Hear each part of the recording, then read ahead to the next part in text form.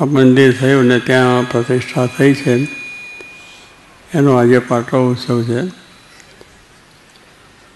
દિવસો જાય છે એની ખબર પડતી નથી. કેટલામાં થયો? 29 પૂરા થયા. હવે કાલે સવારે પથરા ચડાવતા હતા ને જોતા હતા ને બધું થતું, એમાં તો મન થઈ ગયું. પાટો ઉત્સવ ઉજવતા થઈ ગયા.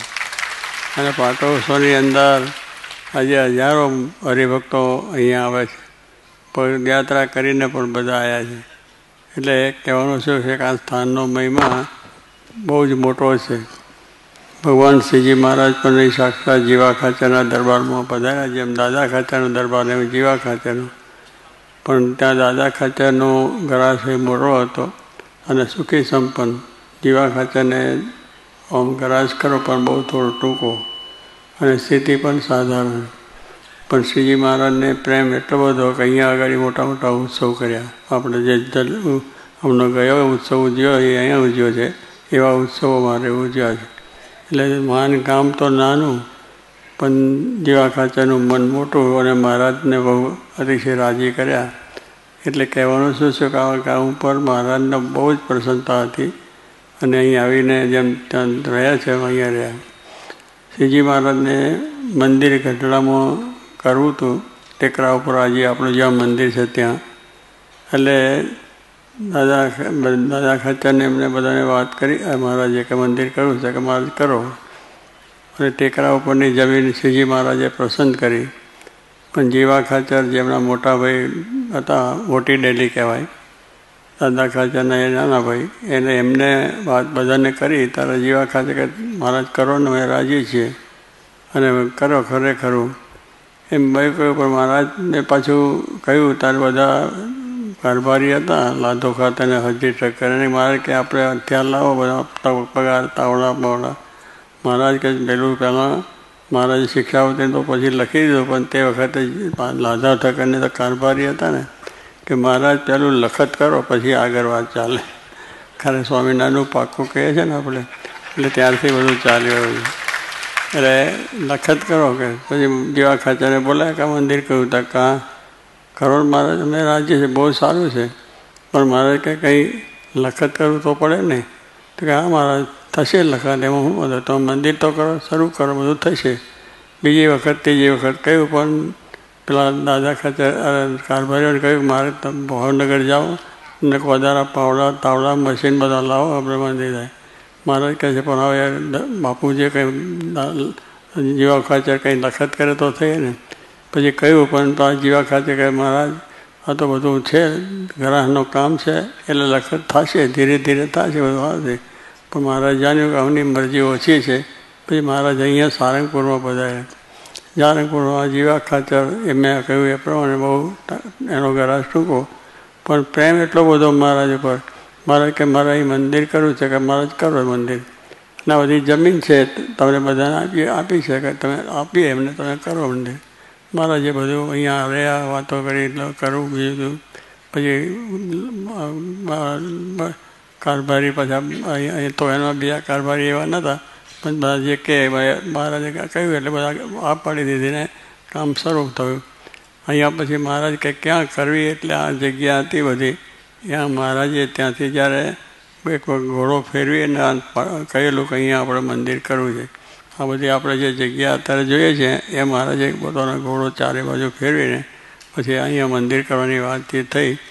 અને ગઢડામાં ખબર પડી દાદા ખાચર કુટુંબ બધાને જીવ બોલાવવાનું બધા ભક્તોને, એટલે પછી આવ્યા. કારણ કે દાદા ખાચરને તો જીવમાંથી હતું કુટુંબ આખાને કે મહારાજ મંદિરે એ કરે, પણ જીવા ખાચર પેલા જમીનનું આ થયું એટલે મારે કે આપણે બીજે કરીએ, અહીંયા કર્યું. આ વાત થઈ એટલે પછી ત્યાંથી આવ્યા અને મહારાજને પ્રાર્થના કરી કે મહારાજ મંદિર તો તમે ગઢડામાં કરો. મારે કે અમારે જમીન મળે ના શું, મારે કે અમારા અમારો દરબાર છે તમને આપી દઈએ, ત્યાં તમે મંદિર કરો. 2-3 દાડા અહીં રહ્યા, ઉપવાસ કર્યા અને મહારાજે બહુ ખૂબ પ્રાર્થના કરી. એટલે મહારાજે જીવા ખાચરને કહ્યું કે હવે તમે હાજી રહેજો, અમે ત્યાં જઈને ગઢડામાં મંદિર પછી આ જે ટેકરા ઉપર કરવું હતું એ ના થયું, પણ દાદા ખાચર અત્યારે દરબારમાં જે થયું છે ગોપીનાથનું મંદિર, એ મંદિર ત્યાં પછી મહારાજે કર્યું. પણ મહારાજનો એ સંકલ્પ જે હતો કે આ સારંગપુરમાં પણ મંદિર કરવું છે, એટલા માટે પછી આ મંદિર કરવાની વાત તો તે પણ થઈ શક્યું નહીં. પણ શાસ્ત્રી મહારાજને આ વિચાર આવ્યો. શાસ્ત્રી મહારાજ જ્યારે બોચાસણથી બહાર વડતાલથી બહાર નીકળ્યા ત્યારે પહેલાં પહેલું બોચાસણમાં મંદિર કર્યું.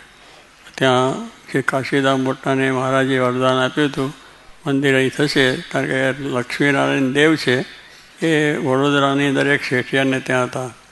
જ્યારે મહારાજ વનવિચરણ કરીને નીકળ્યા ત્યારે વનવિચરણ કર્યા પછી ત્યાં મોડવી છે શહેરની એને ઘર બેઠેલા રહેલા વનવિચરણ. એ ભક્તને બહુ પ્રેમ આવ્યો કે આ બહુ સારા બ્રહ્મચારી છે અને બહુ છે એ લક્ષ્મીનારાયણની મૂર્તિઓ મારે ત્યાં છે, હું તમને આપું તમે મંદિર કરો. એટલે મહારાજે કહ્યું સારું, મારે જરૂર, હું તો અત્યારે વનવિચરણ કરતો આવ્યો છે પણ આવીશ, મારે જરૂર હશે તારે મગાવીશ.